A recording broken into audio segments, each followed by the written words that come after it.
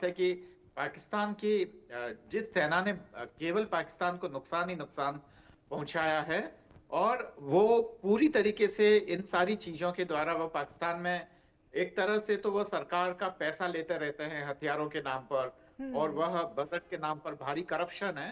तो इसके पीछे वो तमाम राजनीति है, जो कि हम समझ सकते हैं कि वाकई जो वहाँ के जो स्वार्थी लोग हैं वो इस तरीके की हुकूमत चलाते हैं, जहां वो अपने पड़ोसियों से रिश्ते बहुत ही कंफर्टेबल नहीं रखकर उनसे समस्याएं खड़ी करते हैं, और उन समस्याओं का जो भुगतान है वो हम्म। वहां की जनता को करना पड़ता है। बिल्कुल, हर्षा जी। खामियाजा हमेशा ही जी। जनता भुगतती नजर आई है। और कुछ ऐसा ही अभी हमने अफगानिस्तान में भी देखा कि जो बॉर्डर से सटे हुई जगह थी, वहां पे जो तमाम लोग रह रहे थे उनको शिफ्ट होना पड़ा है, क्योंकि उनको डर इस बात का है कि ये कहीं तनाव बहुत ज़्यादा ना बढ़ जाए, बिल्कुल जंगी हालात ना बन जाए, क्योंकि अल्टीमेटली खामियाजा उन्हीं को भुगतना पड़ता है। लेकिन अरविंद जी, हमने ये भी देखा कि कई जगहों से पाकिस्तान को फटकार भी लगी है, चाहे वो यूएन हो। इनफैक्ट अभी ट्रंप के संसद में भी हमने देखा, मार्को रूबियो के पास 44 सांसदों ने बाकायदा एक चिट्ठी लिखी है शहबाज शरीफ और मुनीर को बैन करने की।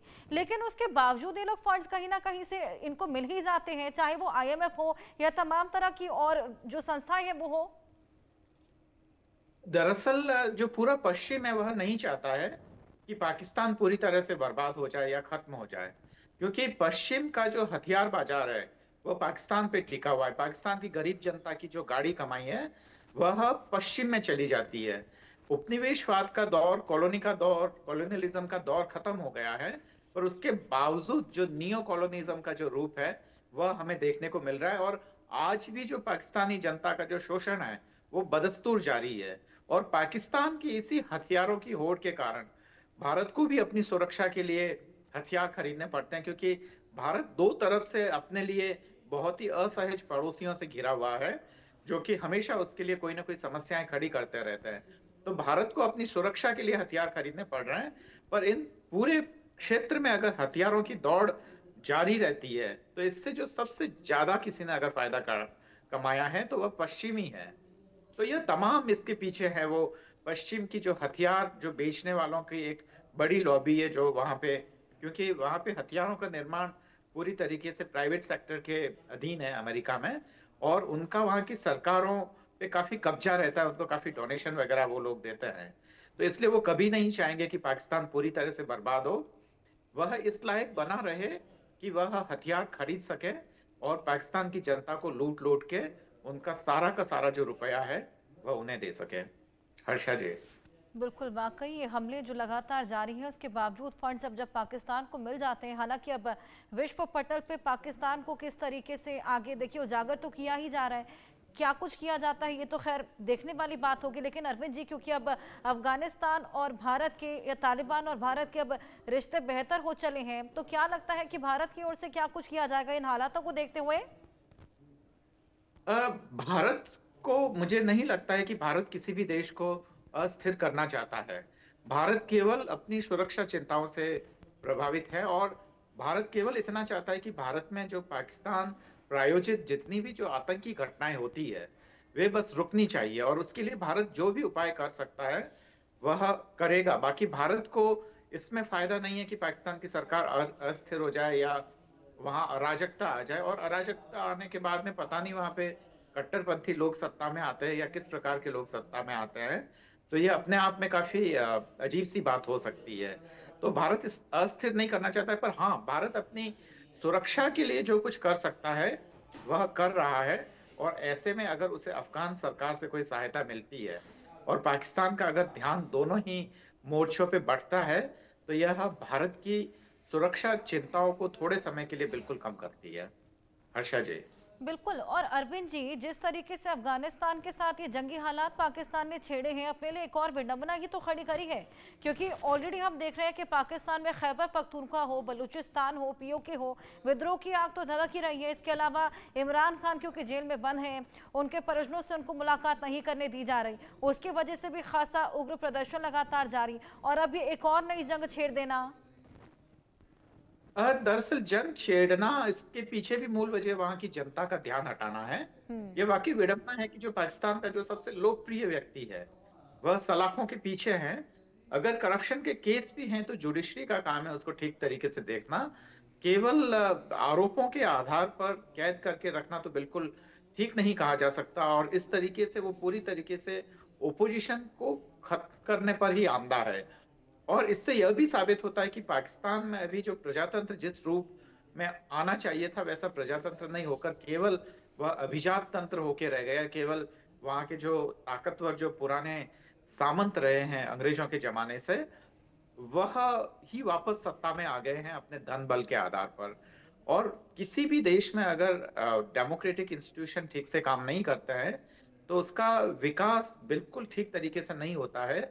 उन पे बेफालतू के कर्जों का बोझ लाद लाद दिया जाता है, महंगाई तेजी से बढ़ती है, और उनकी गाड़ी जो कमाई है, जैसा कि मैंने पहले भी बोला कि वो पूरा का पूरा पश्चिम को निर्यात हो जाती है उनकी सारी पूंजी, और पश्चिम का विकास होता है, और यह पूरा जो देश है वह गरीब बना रहता है।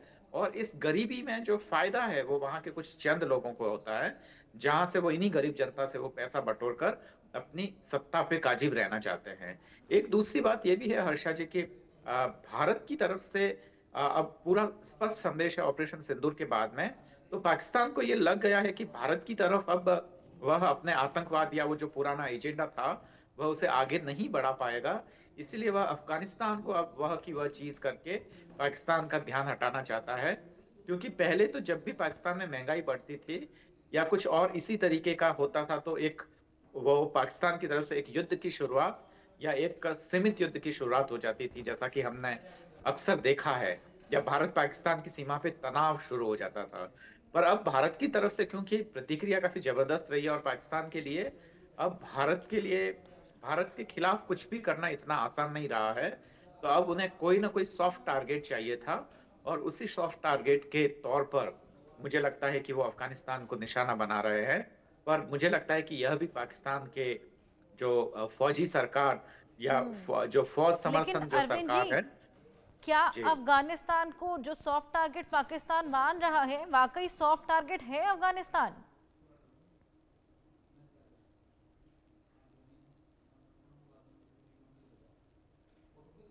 देखिए, इतिहास तो बताता है कि अफगानिस्तान कभी भी सॉफ्ट टारगेट नहीं रहा। सोवियत और सोवियत संघ के टुकड़े हो गए, अंग्रेजों ने अफगानिस्तान की तरफ बढ़ने की कोशिश की, तो अंग्रेजों का सूरज सिमट कर रह गया और उन्हें अफगानिस्तान और पूरा दक्षिण एशिया छोड़कर भागना पड़ा।